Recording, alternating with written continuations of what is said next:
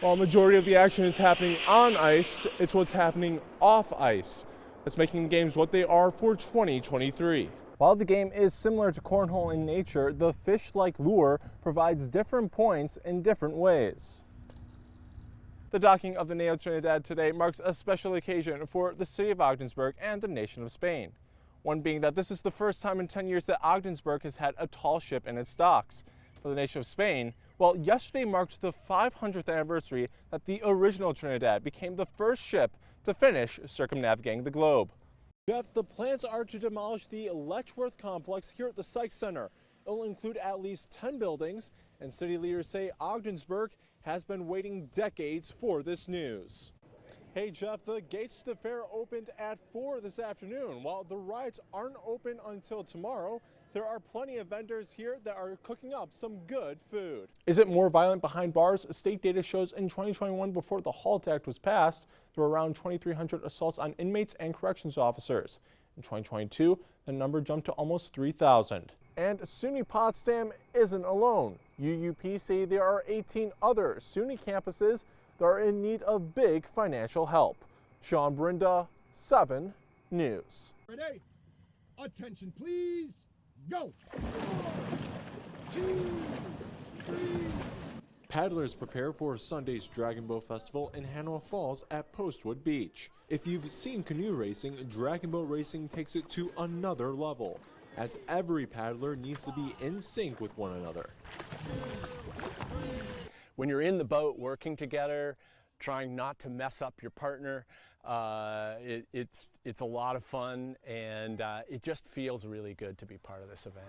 The Racket River Dragonboat Festival started 2 years ago by Clarkson University. Last year, 10 teams competed. With more than 15 teams racing this year in the Hanover Falls Dragonboat Fest, they're also fundraising for an important cause. The money that we raise as part of the Dragonboat races goes to help put our health sciences students out into the community, working with the community to assist in a wide variety of different kinds of health initiatives. Teams consist of 20 paddlers and 1 drummer as they work together to become the fastest on the water. Chris Baling, co-owner of Dynamic Dragonboat Racing, says the sport has gained notoriety. It's one of the fastest growing water sports on today. We are very close to getting into the Olympics, from what I understand. There's so many countries that the sport has to be involved in for them to participate and grow up into it. The festival will kick off on Sunday at 8:30 and is expected to go well into the day. Sean, Brynda, 7 News. University silencing the chimes. Tonight, 7 News reporter Sean Brynda meets current chime players who reflect on that fire and how they feel what they do today is important.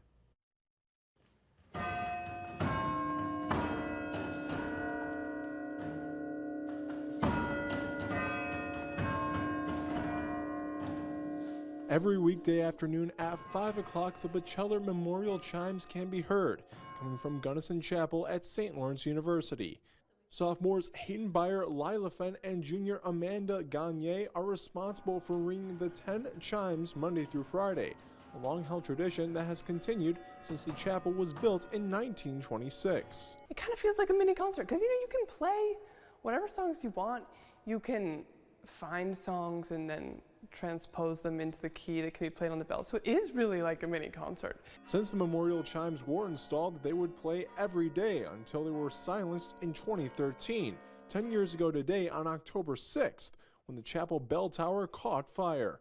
University chaplain Reverend Sean Whitehead still remembers how many rescue crews showed up. It was Canton, West Potsdam, Rensselaer Falls, Hewelton, Gouverneur, firefighters from all of those regions who came to help and really fought this fire 100 feet up. Recordings of the bells were played for the next 2 years. In 2016, the chime players returned.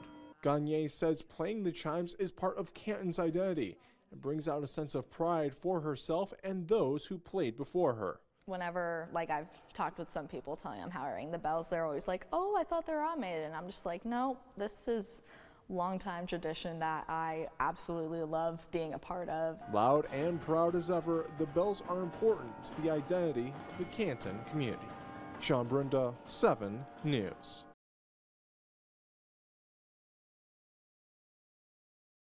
But that's not keeping her from seeing her future in Los Angeles in 2028. Here's Sean Brynda. Diagnosed with glaucoma at birth, Noelle Ducharme is legally blind.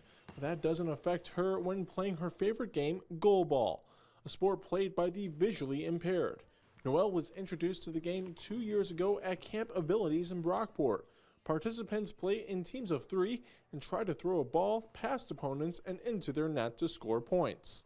It was, when I first played it, I felt like it's something that I could actually do and compete with. The ball itself is about the size of a medicine ball, weighs about 4 pounds, and has a bell inside so players know which way the ball is rolling. While some players may have some sight, everyone wears an eye mask to level the playing field.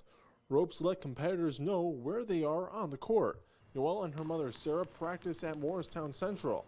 And every 2 weeks, Noelle plays on a goalball team in New York City, hoping to qualify for the 2028 Paralympic Games in Los Angeles. For her to be interested in a sport was like amazing.